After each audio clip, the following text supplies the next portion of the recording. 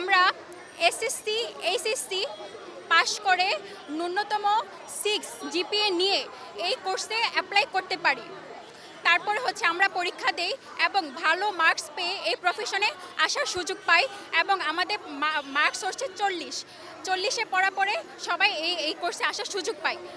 তো যারা হচ্ছে ন্যূনতম 6 পয়েন্টেরও নিচে অনেকেই ডিগ্রি করতেছে, তারা যদি এটা ডিগ্রি সমমান পায় আর আমরা 3.5 বছর কোর্স করে ইংলিশ ভার্সনে 3 বছর পড়াশোনা করে 6 মাস ইন্টার্নশিপ করে ইংলিশ ভার্সনে পড়াশোনাটা শেষ করি, তাহলে আমাদের কেন এই আমরা তো এইচএসসি পাশ করে আসছি, তারপরে আমাদের কেন এই সমমানটা এইচএসসি থাকবে? এটা কি আমাদের সাথে অন্যায় নয়? আচ্ছা, এইটার কারণে আপনাদের চাকরি পাওয়ার ক্ষেত্রে কোনো বৈষম্য তৈরি হচ্ছে কিনা? এই ডিগ্রিটা এইভাবে থাকার কারণে সেটা তো অবশ্যই হচ্ছে। সবাই তো ভাবতেছে, বাংলাদেশের সবাই ভাবতেছে আমরা এইচএসসি পাশের সমমান। আমরা কেন এইচএসসি পাশের সমমান থাকবো? আমরা তো পড়াশোনা করছি।